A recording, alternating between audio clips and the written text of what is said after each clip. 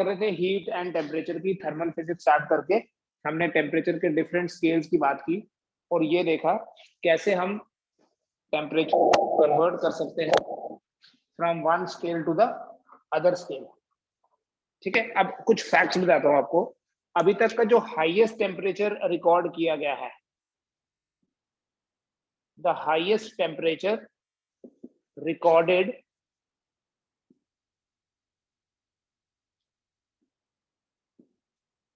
on the surface of earth is 136 Fahrenheit। ठीक है, जैसे हम बात करते हैं कि बड़ी ज्यादा गर्मी हो गई, वो टेम्परेचर इतना हो गया, 45 हो गया, 46 हो गया, तो अभी तक 136 फ़ारेनहाइट जो है ये हाईएस्ट टेम्परेचर रिकॉर्ड किया गया है। 1922 में लीबिया में, आपको पता है लीबिया एक साउथ अफ्रीका में एक कंट्री है, अफ्रीकन कॉन्टिनेंट में एक कंट्री है लीबिया। लीबिया में एक प्लेस है, this place is called as Aziziya. 1922 में वहां पे टेम्परेचर 136 फ़ारेनहाइट था। Can you convert this value just for understanding कि ये 136 फ़ारेनहाइट जो है ये कितने डिग्री सेल्सियस होता है? You have a formula. तो अगर आप इससे 136 फ़ारेनहाइट को डिग्री सेल्सियस में कन्वर्ट करोगे फॉर्मूले की हेल्प से, तो आपके पास जो रिजल्ट आएगा that will be 57.7 degree Celsius. तो हाईएस्ट टेम्परेचर जो अर्थ के सरफेस पे अभी तक रिकॉर्ड किया गया है वो है 57.7 डिग्री सेल्सियस या 136 डिग्री सेल्सियस। कहाँ पे? लीबिया में रिकॉर्ड किया गया था। Libya is a country in African continent 1922 में। और ऐसे ही जो लोएस्ट टेम्परेचर है, the lowest temperature recorded on the surface of earth, earth के सरफेस पे जो कम टेम्परेचर, मिनिमम टेम्परेचर अभी तक रिकॉर्ड किया गया है वो -127 फ़ारेनहाइट है, -127 Fahrenheit. And this was recorded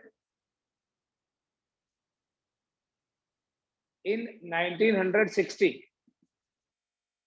कहाँ रिकॉर्ड किया था? एक साइंटिफिक सेटअप है पूरा, वोस्टॉक स्टेशन बोलते हैं, वोस्टॉक स्टेशन।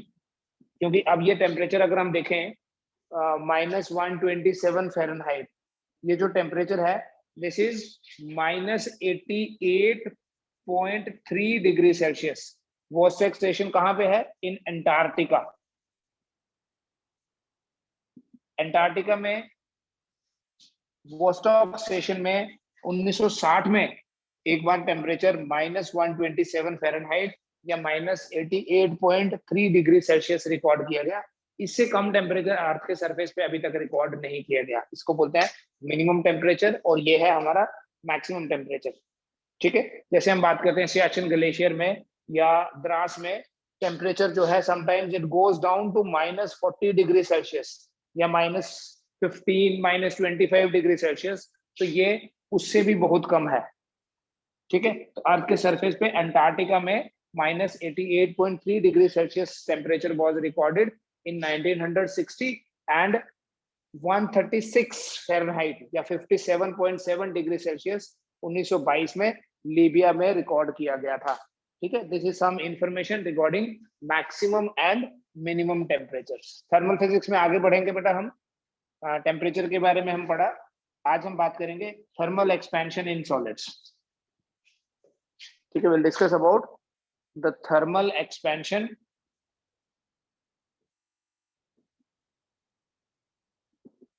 In solids. इसका मतलब यह है कि जो सॉलिड्स हैं, these solids expand on being heated। जब हम किसी सॉलिड का टेम्परेचर बढ़ाएंगे, टेम्परेचर बढ़ाने से उसमें एक्सपेंशन होती है। और ये जो एक्सपेंशन है ये तीन तरीके से हो सकती है। It can be linear expansion, ये एरियल एक्सपेंशन हो सकती है, और it can be the volume expansion. Linear, areal और वॉल्यूम एक्सपेंशन, हम इन तीनों एक्सपेंशंस की बात करेंगे आज। और देखेंगे क्या डिफरेंस है लीनियर, एरियल और वॉल्यूम एक्सपेंशन में।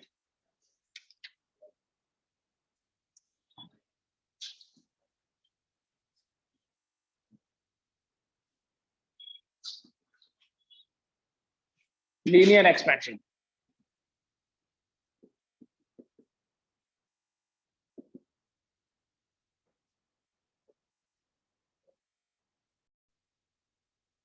देखिए बेटा लीनियर एक्सपेंशन क्या हुआ, मान लीजिए हमारे पास एक रॉड है। लीनियर बोलने का ये मतलब है कि ये एक लेंथ की फॉर्म में है, it is having only length, और इस रॉड की जो ओरिजिनल लेंथ है वो है L। अब क्या होगा जब हम टेम्परेचर बढ़ाएंगे, टेम्परेचर बढ़ाने से क्या होगा, जो इंटरमॉलिक्यूलर डिस्टेंस है वो बढ़ जाएगा, क्योंकि टेम्परेचर बढ़ाने से क्या होगा, वाइब्रेशंस बढ़ेंगी। तो अगर मैं टेम्परेचर को T प्लस डेल्टा टी कर दूं, मान लो टेम्परेचर को कितना बढ़ाया, बाय ए स्मॉल अमाउंट डेल्टा टी, और टेम्परेचर को थोड़ा बढ़ाने से सपोज करिए लेंथ बढ़ गई, वो हो गई L प्लस डेल्टा L। तो ये जो इंक्रीज इन लेंथ है,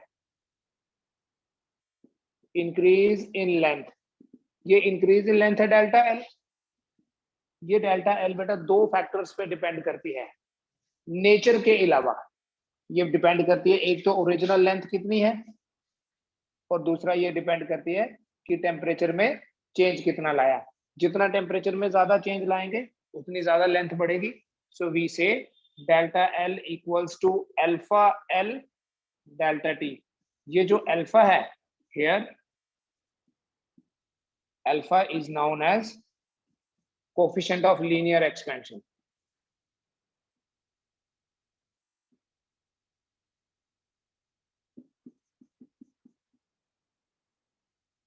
alpha is known as coefficient of linear expansion, और यही अल्फा जो है it depends on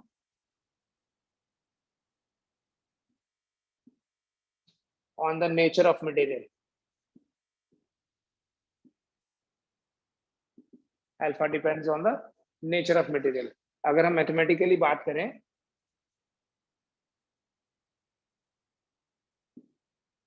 we can say कि जो अल्फा है it is equal to delta L divided by L into delta T. Alpha equals to delta L divided by L delta T. तो ऐसा unit होगा alpha का kelvin inverse, because delta L increase in length metre में, ये भी metre, तो kelvin inverse हो जाएगा ऐसा unit of linear expansion.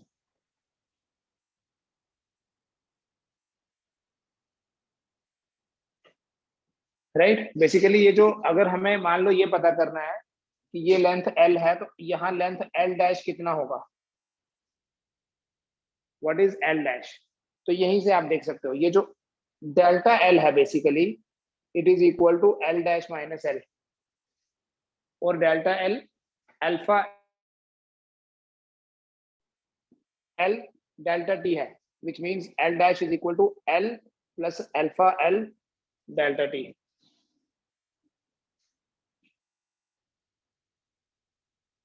It means that L dash is equal to L into 1 plus alpha delta T।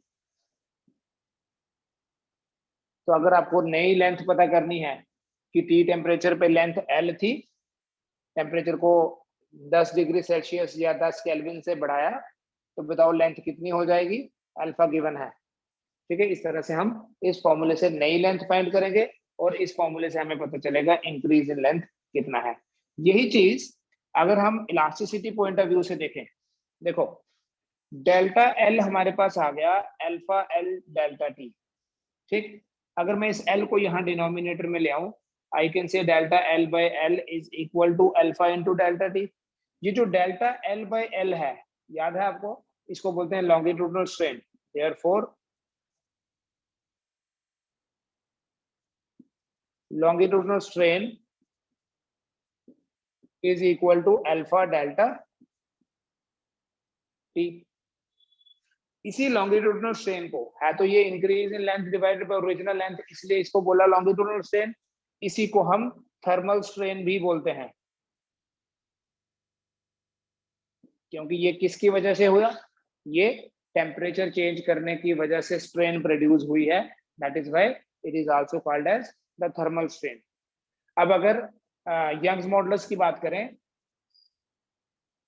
Young's modulus y is equal to, ऐसे तो होता है स्ट्रेस बाय स्ट्रेन, तो यहां लिखूंगा मैं thermal stress divided by thermal strain. ठीक है बेटा, तो बताओ थर्मल स्ट्रेस क्या हुआ, क्रॉस मल्टीप्लाई करेंगे अगर, देयरफॉर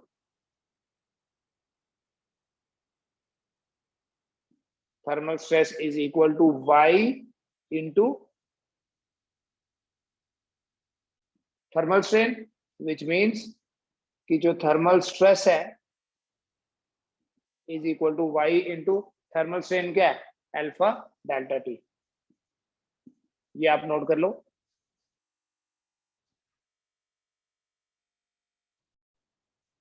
आपको पता है बेटा जो टाइम पीरियड होता है सिंपल पेंडुलम का, time period of a simple pendulum t is equal to 2 pi square root of L by G।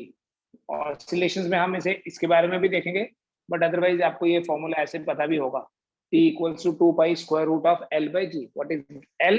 ये पेंडुलम होता है, आपको याद होगा, कभी आपने पढ़ा होगा इसको, ये लेंथ है, और G क्या है, एक्सेलरेशन ड्यू टू ग्रेविटी। अब बेटा ये एक ऐसी सिचुएशन है जहां हम टाइम पीरियड को तो t से ही रिप्रेजेंट कर रहे हैं, बट सिंस थर्मल फिजिक्स में हम टेम्परेचर को भी t से रिप्रेजेंट करते हैं, तो यहाँ हम टेम्परेचर को t से नहीं, यहाँ हम टेम्परेचर को इसी पर्टिकुलर सिचुएशन में टेम्परेचर को हम थीटा से रिप्रेजेंट करेंगे, चेंज इन टेम्परेचर को डेल्टा थीटा बोलूंगा मैं, ठीक है, बिकॉज यहाँ एंगल की तो कोई बात नहीं होगी। तो अगर if t is the time period at temperature theta and t dash is the time period at temperature theta plus delta theta, then क्या लिखेंगे बेटा, t equal to 2 pi square root of L by G and t dash equals to 2 pi square root of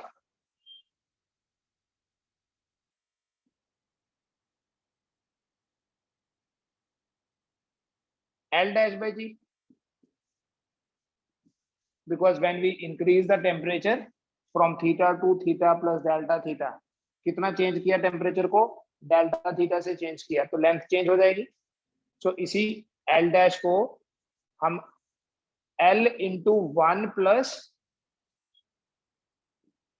alpha delta theta बोल सकते हैं बेटा, देखो ध्यान से, बिकॉज अभी मैंने पढ़ाया आपको कि L डैश माइनस L जो है इसको बोलते हैं डेल्टा L, और ये होता है अल्फा L, डेल्टा T लिखा था, बट अभी टेम्परेचर को डेल्टा थीटा से रिप्रेजेंट किया, तो ये लिख दिया। So what is T dash therefore, देखिए ध्यान से, 2 pi square root of L by g तो आएगा ही, this L by g into 1 plus alpha delta theta power 1/2, पता चल गया, 1 plus alpha delta theta power 1/2, which means that ये जो हमारा T डैश है it is equal to T into, ये तो T है, इंटू 1 प्लस, यहाँ बाइनोमियल थ्योरम लगा सकते हैं, बिकॉज ये जो अल्फा है it is a small value, 1 plus x raise पर n होता है 1 plus n x, 1 plus x raise पर n क्या हुआ, 1 plus n x, so it becomes 1 plus 1/2 into alpha delta theta. ठीक है, टी टेम्परेचर पे, थीटा टेम्परेचर पे टाइम पीरियड था t, और टेम्परेचर को चेंज किया, टाइम पीरियड हो गया टी डैश, इतना नोट करो, फिर आगे कराऊंगा। देखो एक चीज तो सामने दिख रही है कि टेम्परेचर बढ़ाएंगे तो लेंथ बढ़ेगी, और जब लेंथ बढ़ेगी तो टाइम पीरियड बढ़ेगा। टाइम पीरियड बढ़ने का मतलब है कि अब पेंडुलम थोड़ा स्लो हो जाएगा। समझ रहे हो ना? टाइम पीरियड ज्यादा होने का क्या मतलब है कि अब एक ऑसिलेशन को कंप्लीट करने में कंपैरेटिवली ज्यादा टाइम लगेगा पहले से। ये आपके पास टी डैश आ गया, तो इसका मतलब टी डैश जो है वो टी से बड़ा है। सो what is fractional fractional change? अब यहां पर जो चेंज है that actually is increase. Fractional change in time period is t dash upon t. It is equal to 1 plus 1 by 2 alpha delta theta.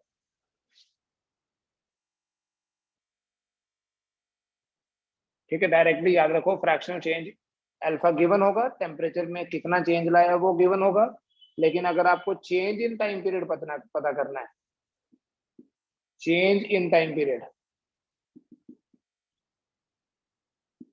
will be t dash minus t. Change in time period क्या होगा? t dash minus t and it is going to be, बोलो, ये t dash था, t into 1 plus 1 by 2 alpha delta theta minus t, ध्यान से देखो बेटा, t dash minus t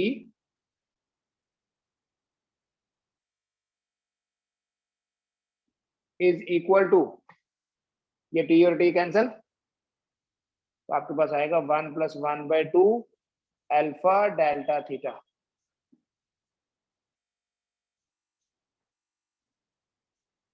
into T भी आएगा, ये वाला। ठीक है, इसको आप डेल्टा टी बोल दो। टेम्परेचर में, ये सॉरी, टाइम पीरियड में कितना चेंज आएगा? 1 by 2 alpha delta theta into,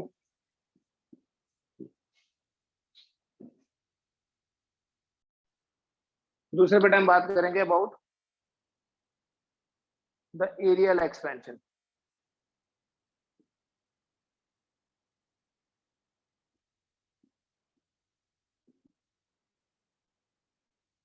मान लो हमारे पास कोई 2 डायमेंशनल बॉडी है, ये एक 2 डायमेंशनल बॉडी है जिसका एरिया है ए। टी टेम्परेचर पे इसका एरिया ए है। हमने क्या किया? टेम्परेचर को बढ़ा दिया, मान लो टेम्परेचर को कर दिया हमने टी प्लस डेल्टा टी, तो एरिया हो गया ए प्लस डेल्टा ए। तो ये जो इंक्रीज इन एरिया होगा,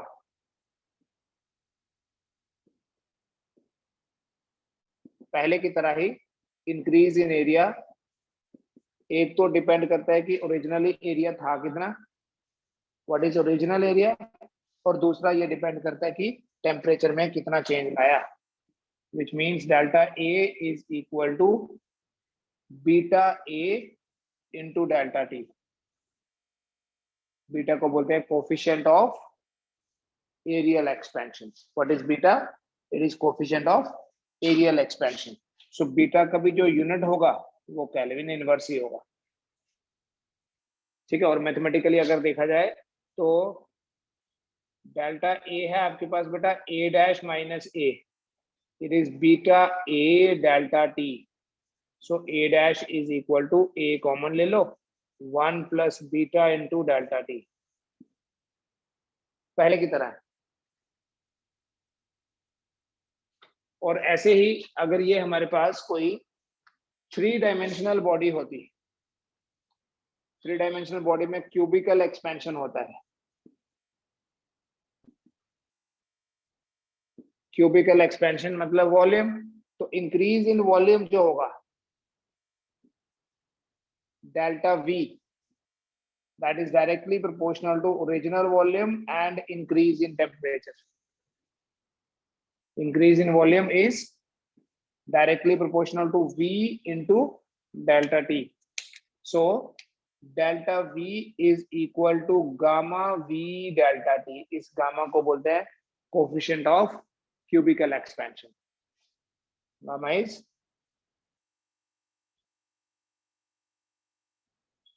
coefficient of cubical expansion. बेटा ये जो डेल्टा वी है इसको आप लिख सकते हो v dash minus v, it is going to be gamma v delta t। So v dash आ जाएगा आपके पास, v कॉमन ले लो, 1 plus gamma into delta t।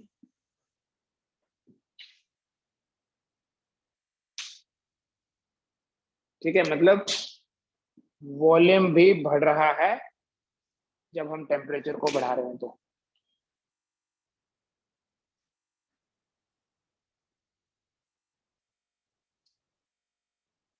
मान लीजिए बेटा हमारे पास एक क्यूब की फॉर्म में ऑब्जेक्ट है,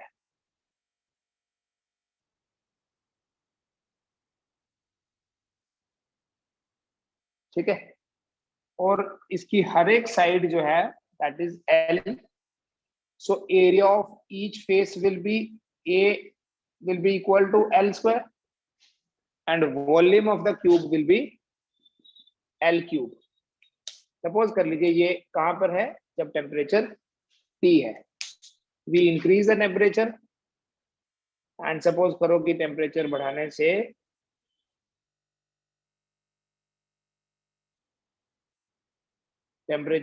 से लेंथ हो गई L प्लस डेल्टा L, तो एरिया हो जाएगा L प्लस डेल्टा L का स्क्वायर, वॉल्यूम हो जाएगा V dash L plus delta L cube, temperature हमने कर दिया T प्लस डेल्टा T। तो इस 3 डायमेंशनल बॉडी में अल्फा भी है क्योंकि लेंथ तो बढ़ रही है, एरिया बढ़ रहा है इसलिए बीटा भी है, और वॉल्यूम बढ़ रहा है इसलिए इसमें गामा भी है। So we have all the 3 coefficients here, alpha beta and gamma. और अगर हम इनके बीच में रिलेशन डिराइव करें, although we don't need the derivation here, we can say कि जो अल्फा होता है डायरेक्टली याद रखो, that is beta by 2 and that is equal to gamma by 3. Alpha is half of beta and 1/3 of gamma. इसी relation को ऐसे भी बोल सकते हैं हम, अगर हम 6 से मल्टीप्लाई करें, 6 अल्फा इज इक्वल टू, 6 से मल्टीप्लाई करना इसको भी और इसको भी, 3 beta equal to 2 gamma, 6 alpha 3 beta equal to 2 gamma.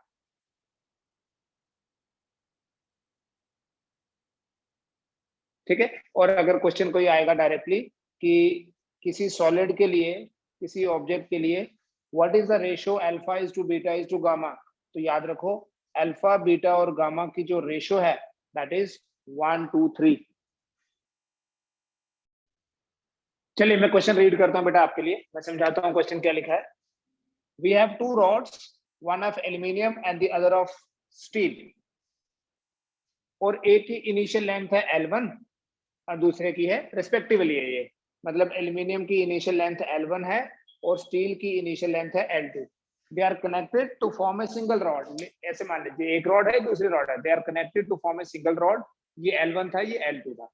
ठीक है, दोनों के टेम्परेचर को हमने बढ़ाया। जो एल्यूमिनियम है इसका कोफिशिएंट ऑफ लीनियर एक्सपेंशन है अल्फा ए, और जो स्टील है इसका कोफिशिएंट ऑफ लीनियर एक्सपेंशन है alpha S. Length of each rod increases by the same amount, मतलब डेल्टा एल दोनों के लिए सेम है, delta L A equals to delta L S.